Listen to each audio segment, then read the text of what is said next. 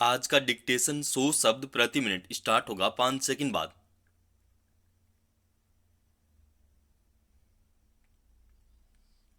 Start.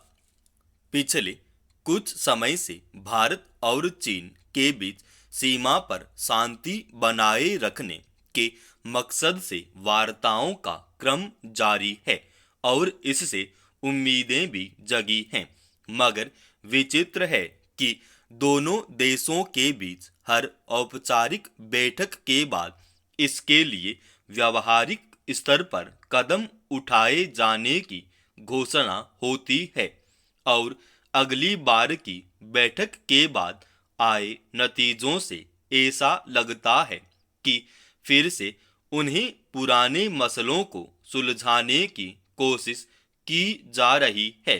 इसमें कोई दो राय नहीं कि भारत और चीन के बीच सीमा पर उठे मसलों का समाधान एक जटिल समस्या है और उसके हल के लिए किसी तरह की जल्दबाजी शायद ठोस नतीजे न दे। सवाल है कि अगर विवाद को सुलझाने को लेकर किसी मुद्दे पर सहमति बनती है तो उस पर अमल को लेकर समान स्तर की निरंतरता क्यों नहीं दिखती। यह बेवजह नहीं है कि हर वार्ता अपने शुरुआती बिंदु पर ही ठहरी हुई दिखती है। पहले की वार्ताओं में विवाद को सुलझाने के लिए जो कदम उठाने पर सहमति बनी होती है उसका कोई ठोस नतीजा नहीं दिखता। हालांकि यह अपने आप में महत्वपूर्ण है कि समस्या के समाधान को लेकर दोनों देशों के बीच सकारात्मक संवाद जारी है।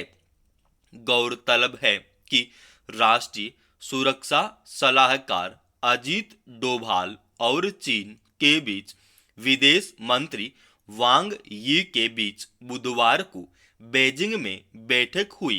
खबरों के मुताबिक दोनों पक्षों ने वार्ता के दौरान सार्थक चर्चा की और 6 सूत्री आम सहमति पर पहुंचे जिसमें सीमा पर शांति बनाए रखने, तल्खी खत्म करने और संबंधों के स्वस्थ और स्थिर विकास को बढ़ावा देने के लिए आगे भी कदम उठाना शामिल है।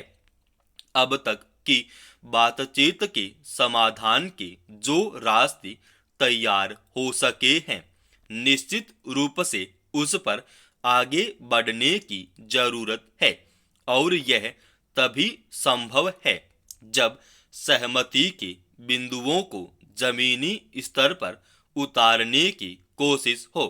इस क्रम में दोनों पक्षों की ओर से इस जरूरत पर जोर दिया जाना भविष्य के लिए उम्मीद जगाता है कि सीमा मुद्दे को द्विपक्षीय संबंधों की समग्र स्थिति के परिप्रेक्ष्य में उचित तरीके से संभाला जाना चाहिए ताकि आपसी संबंधों के विकास पर इसका असर न पड़े।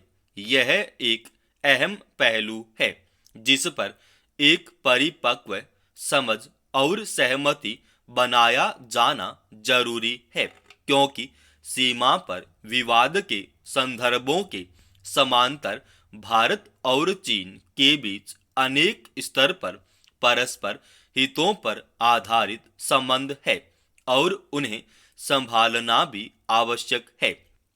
विडंबना यह है कि कई बार दोनों देशों के बीच हुई वार्ता के बाद कुछ समय तक सब कुछ ठीक होने की दिशा में बढ़ता दिखाई देता है, मगर बीच में चीन की ओर से नाहक अतिक्रमण या अवांछित गतिविधियों की खबर आ जाती है। इससे एक गैर जरूरी बाधा खड़ी होती है और संवाद की स्थितियों पर भी असर पड़ता है। मगर ताजा बैठक में दोनों पक्षों ने जिस तरह विशेष प्रतिनिधियों के तंत्र को और मजबूत करने, कूटनीतिक और सैन्य वार्ता, समन्वय और सहयोग को बढ़ाने पर जोर दिया है, वह एक सकारात्मक पहल है।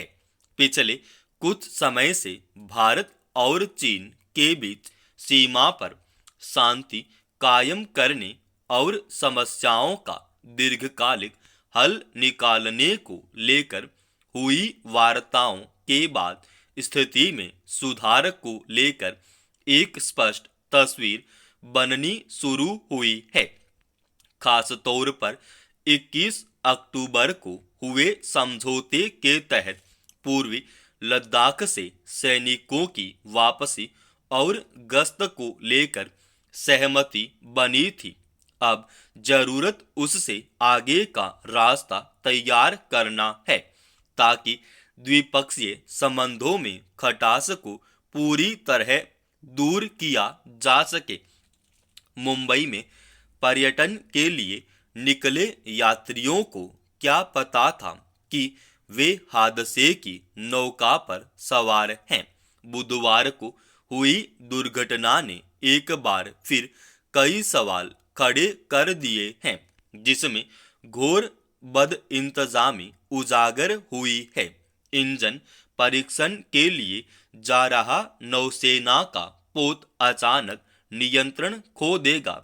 शायद इसकी कल्पना न तो इसके चालकों ने की होगी और न पर्यटकों को ले जा रही नौका के चालक सदस्यों ने, मगर इस घटना में जिस तरह की खामियां और लापरवाही सामने आई है वह गंभीर है।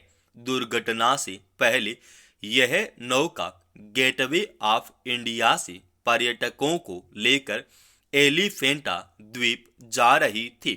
उस समय इस पर 110 से अधिक यात्री सवार थे, जबकि नौका की क्षमता 80 यात्रियों की थी।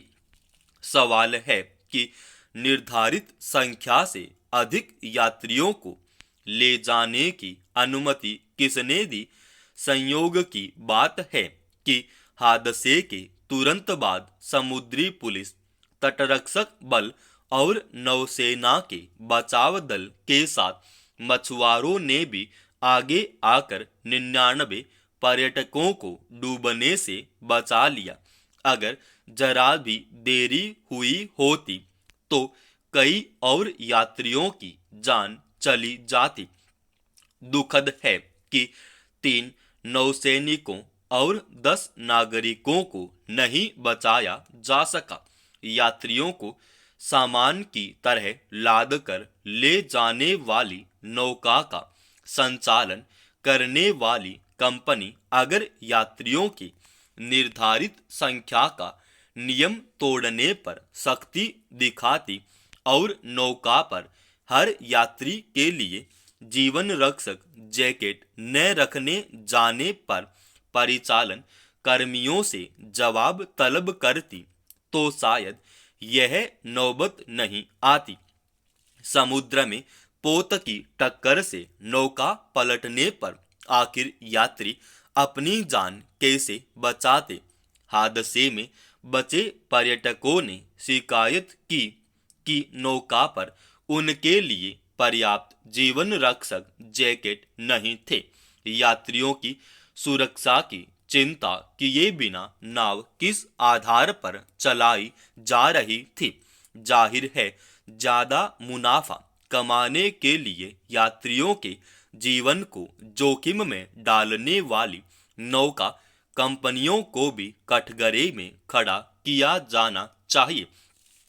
प्रशासन ने अब नाव पर सवार होने वाले सभी यात्रियों के लिए जीवन रक्षक जैकेट बेशक अनिवार्य कर दिया हो, लेकिन ऐसे कदम हादसे के बाद उठाने के बजाय अगर नियमित सुरक्षा इंतजामों की निरंतर जांच और निगरानी हो तो कई लोगों की जान बचाई जा सकती है। समाप्त। दोस्तों, रोजाना ऐसे ही एडवांस डिक्टेशन के लिए इस चैनल को आप अभी सब्सक्राइब कीजिएगा। और आज के इस डिक्टेशन का पीडीएफ फाइल हमने हमारे telegram channel study with HP Swami पर डाल दिया है।